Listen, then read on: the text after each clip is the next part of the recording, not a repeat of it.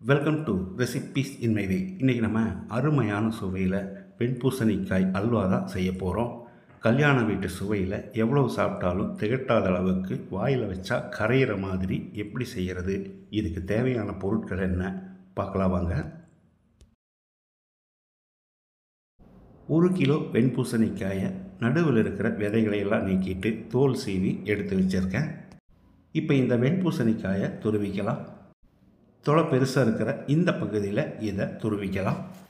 நம்ம எடுத்திருக்கிற அளவுகளுக்கு கிட்டத்தட்ட ஒரு 700 கிராம் அளவுக்கு அல்வா கிடைக்கும். இந்த மாதிரி துருவின பிறகு இந்த தண்ணியை வடிச்சிடலாம்.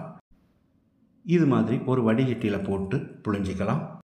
வடிகட்டி இல்லைன்னா காட்டன் துணியில் போட்டு புழிஞ்சி எடுத்துக்கலாம். வடிகட்டியில் போட்ட பிறகு ஒரு கரண்டியால் அழுத்தி விடணும்.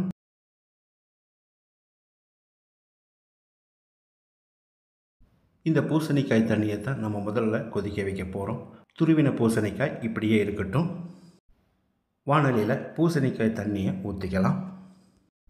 இது நல்லா பச்சை வாசனை போகிற அளவுக்கு கொதிக்கிறதுக்கு ஒரு 6-7 நிமிஷம் பிடிக்கும். தண்ணி நல்லா கொதித்து வந்துடுச்சு. இப்போ துருவின பூசணிக்காயை உள்ளே போட்டுக்கலாம். இந்த மாதிரி கரண்டிலேயே எடுத்து போடுங்க, இல்லைன்னா தெரிச்சிரும் மேலே.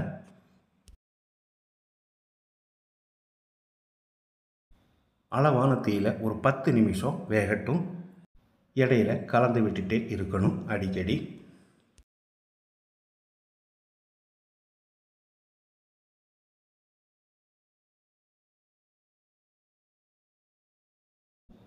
பூசணிக்காயில் இருந்த தண்ணியெல்லாம் வத்திருச்சு. இப்போ இதில் பூசணிக்காய் எடுத்த அதே கப்பில் 3/4 கப் அளவுக்கு சர்க்கரை சேர்த்துக்கலாம்.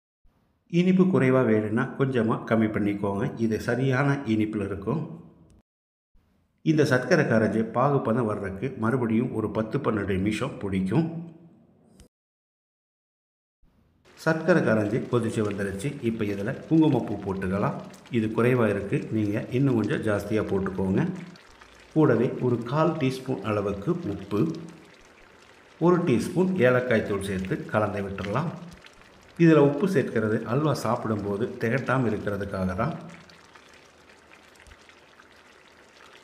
இப்போ இதில் நான் ரெட் ஃபுட் கலர் சேர்க்கிறேன், நீங்கள் விருப்பம் போல் சேர்த்துக்கோங்க.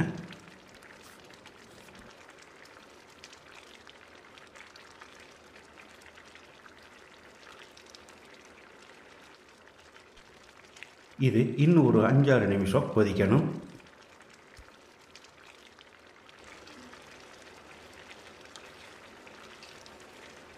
அஞ்சு நிமிஷம் கொதிக்க விட்டுருந்தோம். இப்போது 2 டேபிள் ஸ்பூன் நெய் சேர்த்துக்கலாம்.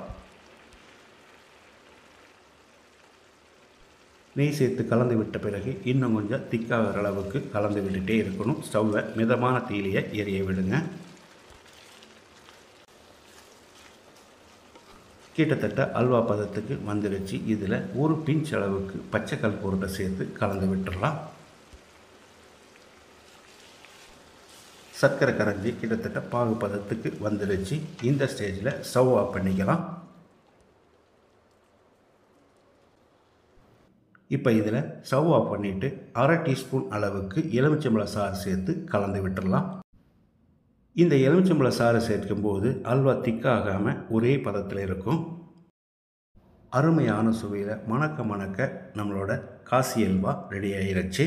2 டேபிள் ஸ்பூன் நெய்யில் தேவையான அளவுக்கு முந்திரியை போட்டு வறுத்து கொட்டிடலாம். 10 நிமிஷத்தில் பூசணிக்காய் அல்வா செஞ்சிடலான்னு நிறைய பேர் சொல்லியிருக்காங்க. ஆனால் அதையெல்லாம் நீங்கள் நம்பாமல் இதே அளவுகளோடு நீங்கள் செய்து பாருங்கள். இந்த வீடியோ பிடிச்சிருந்தால் லைக் பண்ணுங்கள், கமெண்ட் பண்ணுங்கள், ஷேர் பண்ணுங்கள். சப்ஸ்கிரைப் பண்ணாதவங்க சப்ஸ்கிரைப் பண்ணுங்கள். மறக்காமல் பெல் பட்டனை கிளிக் பண்ணுங்கள்.